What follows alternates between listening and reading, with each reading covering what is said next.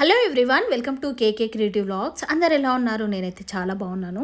నేను ఎప్పటి నుంచో అనుకున్న ఒక ప్లేస్ అయితే ఈరోజు చూడడానికి అయితే వెళ్తున్నాం. అదేంటంటే రామేశ్వరంలోని ధనుష్కోడికి అయితే వెళ్తున్నాము. రామేశ్వరం నుంచి ధనుష్కోడికి అయితే 19 కిలోమీటర్స్ దూరం ఉంటుంది. రోడ్ చూసారా ఎంత బ్యూటిఫుల్గా ఉందో. రెండు సైడ్ల సముద్రము, రోడ్ మధ్యలో మనం ట్రావెల్ చేస్తుంటే లొకేషన్ అయితే చాలా చాలా బాగుంది.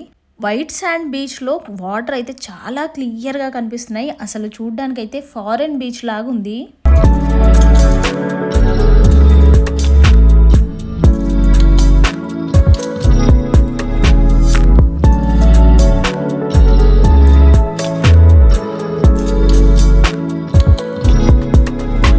అసలు ధనుష్కోడికి రామాయణానికి సంబంధం ఏంటో ఇప్పుడు తెలుసుకుందాం. ధనుష్కోడి అంటే బాణం చివర అని అర్థం. రామసేతు కట్టే టైంలో ఫస్ట్ సముద్రుడు సహకరించలేదట.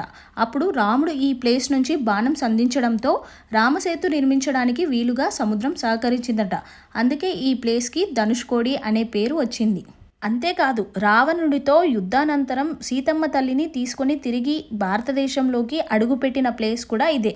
1964 వరకు రామేశ్వరానికి ఎంత ప్రాముఖ్యత ఉండేదో ధనుష్కోడికి కూడా అంతే ప్రాముఖ్యత ఉండేది. మేమైతే ఈ ట్యాక్సీలోనే ఇక్కడికైతే వచ్చాము. రామేశ్వరంలో ఎన్ని అయితే ఫేమస్ ప్లేసెస్ ఉంటాయి కదా, అవన్నీ చూపిస్తారనమాట. మొత్తం 2000 రూపీస్ అయితే ఛార్జ్ చేశారు. ఒక 6 అవర్స్లో అన్ని ప్లేసెస్ అయితే ఈజీగా కవర్ చేయొచ్చు.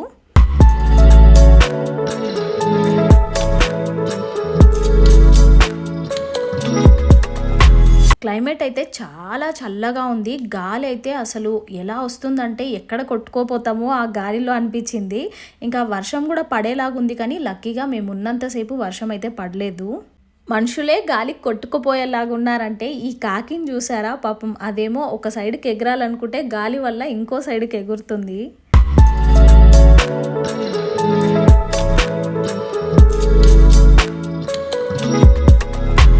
మీలో చాలామందికి తెలిసే ఉంటుంది, కాశీ రామేశ్వరం యాత్ర చేసే వాళ్ళు ముందు కాశీ నుంచి గంగాజలం తీసుకొచ్చి రామేశ్వరంలో పోసి రామేశ్వరం నుండి ఇసుక తీసుకెళ్ళి కాశీలోని గంగా నదిలో కలుపుతారు. ఈ విధంగా కాశీ రామేశ్వరం యాత్ర పూర్తి అవుతుంది. అలా రామేశ్వరం నుంచి ఇసుక తీసుకెళ్లే ప్లేస్ ఈ ధనుష్కోడినే. 1964లో వచ్చిన తుఫాన్ వల్ల ఈ ప్లేస్ అంతా కొలాప్స్ అవ్వడంతో రామేశ్వరం టెంపుల్ దగ్గర నుంచి అయితే ఇసుక తీసుకెళ్తున్నారు.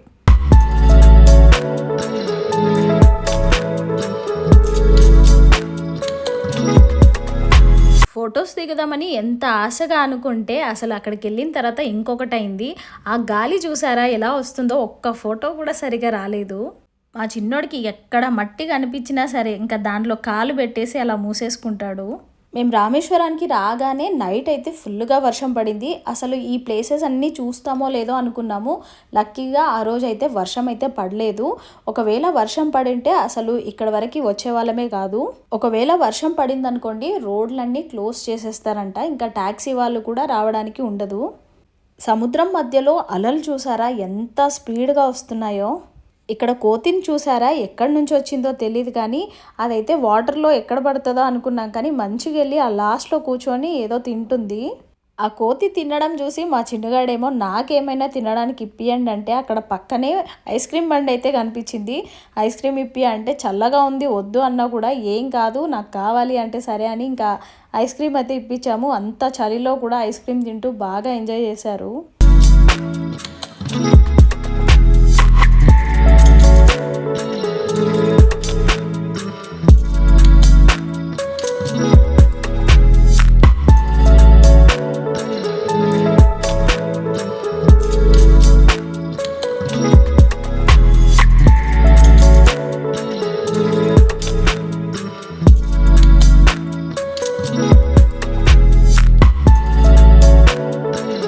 పాపం ఈ పక్షుల్ని చూసారా, అంత గాలిలో కూడా ఎక్కడ కూర్చోకుండా అలా ఎగురుతూనే ఉన్నాయి.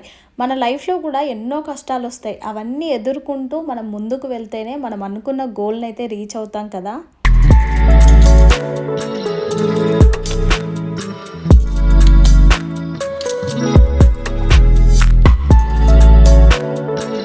ఒకవైపేమో అరేబియన్ సీ, ఇంకోవైపు ఇండియన్ ఓషన్, మధ్యలో మనం ఉన్నాం. ఆ ఫీల్ అయితే మాటల్లో చెప్పలేంది.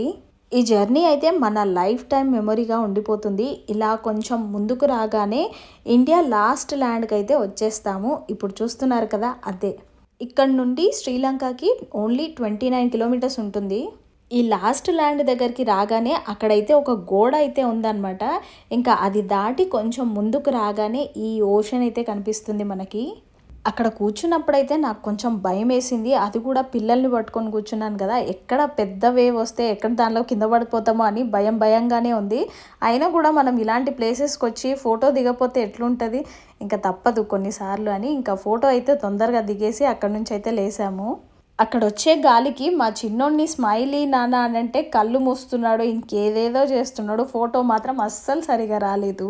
ఇక్కడ వాటర్ని గమనించి చూస్తే మీకు ఒకటి అర్థమవుతుంది. అదేంటో మీలో ఎవరికైనా తెలిస్తే కామెంట్ చేయండి.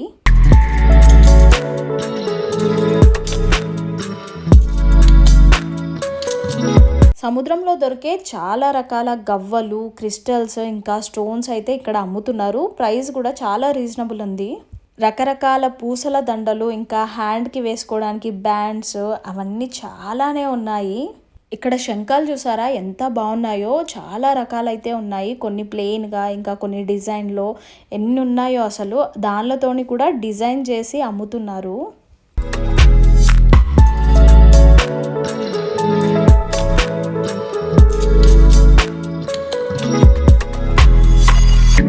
అక్కడ బాగా టైం స్పెండ్ చేసి ఇంకా మళ్ళీ మేము జర్నీ అయితే స్టార్ట్ చేసాము. ఇప్పుడైతే గోస్ట్ టౌన్కి అయితే వెళ్తున్నాము. అసలు ఈ గోస్ట్ టౌన్ ఏంటో అని అనుకుంటున్నారు కదా, వీడియోని అయితే స్కిప్ చేయకుండా ఎండింగ్ వరకు చూడండి. ఈ సముద్రం అయితే చాలా బాగుంది. వైట్ శాండ్, గ్రీన్ కలర్ వాటర్లో చాలా బాగుంది. ఒకవైపు అరేబియన్ సీ, ఇంకోవైపు ఇండియన్ ఓషన్, మధ్యలో అయితే మన కార్ జర్నీ. అసలు ఎంత బాగుందంటే ఆ ఫీల్ అయితే మాటల్లో చెప్పలేంది. రైట్ సైడ్ ఉన్నది బే ఆఫ్ బెంగాల్, లెఫ్ట్ సైడ్ ఉన్నది ఇండియన్ ఓషన్. హిందూ మహాసముద్రం అయితే ప్రశాంతంగా ఉంది. బంగాళాఖాతంలో అయితే వేవ్స్ అయితే చాలా ఎక్కువగా వస్తున్నాయి. మేమైతే గోస్ట్ టౌన్ దగ్గరకు అయితే వచ్చేసాము. అసలు ఈ ధనుష్కోడి గోస్ట్ టౌన్గా ఎలా మారిందో మీకు తెలుసా? తెలిసిన వాళ్ళైతే కామెంట్ చేయండి. తెలియని వాళ్ళకైతే నేను ఎక్స్ప్లెయిన్ చేస్తాను. ఒకప్పుడు టూరిస్టులు విజిట్ చేసే ప్లేస్ ఇప్పుడు గోస్ట్ టౌన్గా మారిపోయింది. ప్రకృతి తలుచుకుంటే ఎంతటి విధ్వంసాన్ని సృష్టిస్తుందో ఈ ప్లేస్ని చూస్తే అర్థమవుతుంది. 1964 ముందు వరకు ఇది ఒక బెస్ట్ టూరిస్ట్ ప్లేస్. అప్పట్లో temples, colleges, hospitals, police stations, ఇంకా స్కూల్స్, షాప్స్ అన్నీ ఇక్కడైతే ఉండేవి. ఈ ప్లేస్కి అయితే ప్రతిరోజు ఎక్కడెక్కడి నుంచో చాలా మంది టూరిస్టులు వచ్చి కలకలలాడుతూ ఉండేది ఈ ప్లేస్ అంతా కూడా. ఈ గోడల్ని చూసారా, అదేంటంటే ఒకప్పటి ఫేమస్ చర్చ్ అన్నమాట. కానీ ఇప్పుడు మాత్రం గోడలు మాత్రమే మిగిలిపోయాయి. ఈ గోస్ట్ టౌన్ని మొత్తం చూద్దామని మేమైతే లోపలికైతే వచ్చామన్నమాట. ఆ చర్చ్ ఉంది కదా, ఆ చర్చ్ నుంచి ఇలా లోపలికి రాగానే పక్కనైతే షాప్స్ అయితే ఉన్నాయి. ఆ గవ్వలతోని ఎంత యూనిక్గా రెడీ చేశారో చూడండి.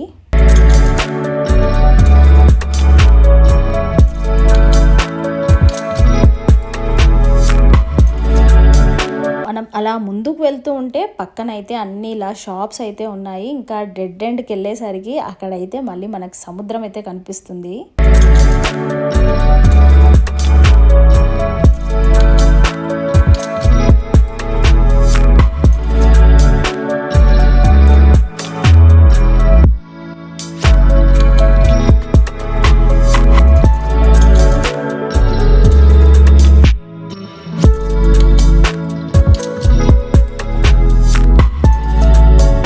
అసలు ఆ లైట్ హౌస్ పైన నిలబడి చూసింటే మొత్తం వ్యూ చాలా బాగా కనిపించేది. బట్ మేమైతే మిస్ అయ్యాము అది చూడడము. ఈ పడవలో కూర్చొని నేను మా చిన్నోడైతే మంచిగా సముద్రం వ్యూని అయితే ఎంజాయ్ చేస్తున్నాం. ఇంకా మా కృతికేమో నేను సముద్రంలో దిగుతాను, ఒక్కసారైనా తడి చేసి వస్తానంటే సరే నీ ఇష్టం అంటే ఇంకా ముందుకైతే వెళ్ళి ఆడుకుంటున్నాడు.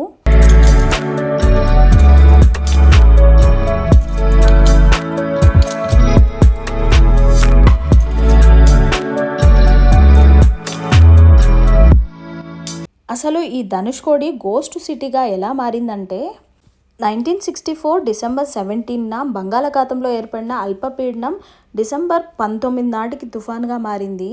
డిసెంబర్ 22, 23 వరకు ఇంకా ఆ తుఫాన్ ప్రభావం అయితే ఎక్కువయ్యి ఒక 5 మినిట్స్లో అలలు ధనుష్కోడి వరకు చుట్టుముట్టాయి. విపరీతమైన గాలులు రావడంతో వితిన్ హాఫ్ అన్ అవర్లో ధనుష్కోడి సిటీ మొత్తం కొలాప్స్ అయింది. ఇప్పుడు మీరు చూస్తున్న ఈ గోడలైతే రైల్వే స్టేషన్వి. ఇప్పుడైతే కొన్ని గోడలు మాత్రమే ఇక్కడ మిగిలిపోయాయి. ఈ ప్లేస్ అంతా కూడా శవాలతో నిండిపోయింది. ఇసుకలో కూరుకుపోయిన శవాలను బయటికి తీయడానికి కూడా ఒక 1 వీక్ టైం పట్టింది. ఈ ఇన్సిడెంట్లో మొత్తం 1800 మంది చనిపోయారు. అంతేకాకుండా ఆ తుఫాన్ టైంలో రైల్లో ట్రావెల్ చేస్తున్న 115 మంది, అలాగే 5 మెంబర్స్ రైల్వే స్టాఫ్ కూడా చనిపోయారు. ఈ ఇన్సిడెంట్ జరగడం వల్ల తమిళనాడు గవర్నమెంట్ అయితే ఇక్కడ నివసించే వాళ్ళకి అంత సేఫ్ కాదని చెప్పారు. అప్పటి నుంచి ఇది ఒక గోస్ట్ టౌన్గా మారిపోయింది. ప్రజెంట్ అయితే ఇక్కడ ఫిషర్ మ్యాన్స్, అలాగే చిన్న చిన్న షాప్స్ పెట్టుకున్న వాళ్ళు మాత్రమే ఉంటున్నారు. సముద్రం అయితే చాలా బాగుంది. White sand, green colour water, ఎంత బాగుందో కదా గైస్. ఈ వీడియోని అయితే ఇంతటితో ఎండ్ చేస్తున్నాను. ఇంకొక మంచి వీడియోతో మీ ముందుకు వస్తాను. వీడియో నచ్చితే తప్పకుండా లైక్ చేయండి. అలాగే మన ఛానల్ని ఎవరైనా కొత్తగా చూస్తుంటే సబ్స్క్రైబ్ చేసుకోవడం మర్చిపోకండి. ప్లీజ్ సబ్స్క్రైబ్ చేసుకోండి మామ.